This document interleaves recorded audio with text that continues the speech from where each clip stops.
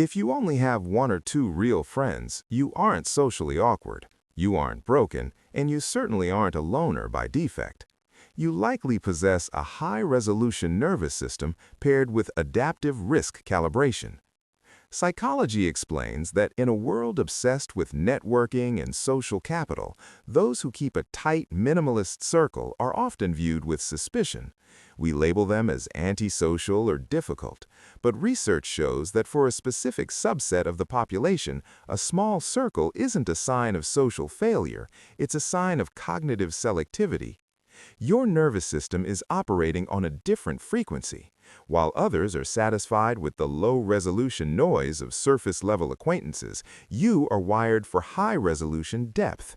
Today, we're going to look into the evolutionary and biological reasons why your small circle is actually an advanced operating system. Trait 1. The low-pass filter of selective intelligence. The first reason you have so few friends isn't because you can't talk to people. It's because your brain utilizes System 2 thinking for social interaction. Most people operate on System 1 thinking, fast, instinctive, and emotional. This is perfect for small talk, gossip, and surface-level bonding. But you have a low-pass filter. You subconsciously filter out the static of meaningless conversation because your brain finds it energy expensive. This isn't social anxiety, it is energy efficiency. Evolutionarily, this was a survival skill. In ancestral tribes, the scouts or the strategic elders couldn't afford to be distracted by the social drama of the group. They had to maintain a high-resolution view of the environment.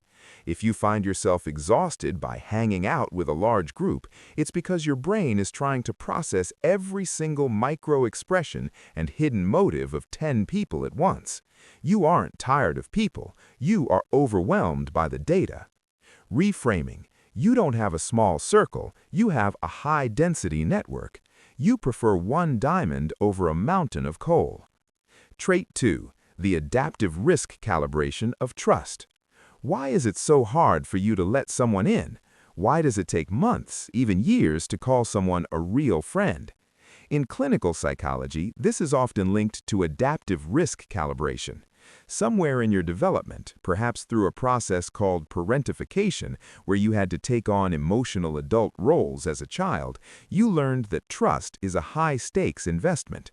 You don't trust slowly because you are cynical. You trust slowly because you understand the biological cost of betrayal. When you have a high-resolution nervous system, a betrayal isn't just a bummer, it is a system-wide crash. Your brain has adapted to protect its core by creating a social air gap. Psychology shows that people with fewer friends often have a higher truth threshold. You aren't looking for someone to grab a drink with, you are looking for someone whose nervous system is compatible with yours. This isn't a weakness, it's a sophisticated defense mechanism that ensures your inner sanctum remains a place of safety, not a theater of war. Trait 3. Cognitive depth and the echo chamber avoidance. There's a rare clinical trait called hyper-focused relational resonance. Most social groups are echo chambers. They exist to validate the group's shared identity. But if you only have one or two friends, you likely prioritize cognitive depth. You aren't interested in the group think. You want to talk about the M-shaped future, the simulation theory, or the deep scars of human history. This is often a result of having an advanced System 2 cognitive architecture. You don't get a dopamine hit from fitting in, you get a dopamine hit from being understood. Research shows that high IQ individuals and those with high creative output often self-isolate socially to protect their deep work states. Your one or two friends aren't just companions, they are intellectual co-processors. You aren't lonely, you are just unwilling to dilute your thoughts to make them palatable for the masses. Trait 4. Emotional sovereignty and the mirror neuron overload. Have you ever walked into a room and felt the vibe instantly shift, even if no one spoke? People with very few friends often have highly active mirror neurons. This means you feel the emotions of others at a 10x intensity. If you are in a room with 20 people, you aren't just listening to 20 voices, you are feeling 20 different nervous systems. This is what we call emotional sovereignty. To maintain your own internal peace, you naturally limit your social exposure. This isn't shyness, it's boundary maintenance. You have mastered the art of strategic withdrawal. You realize that your peace of mind is worth more than a full calendar.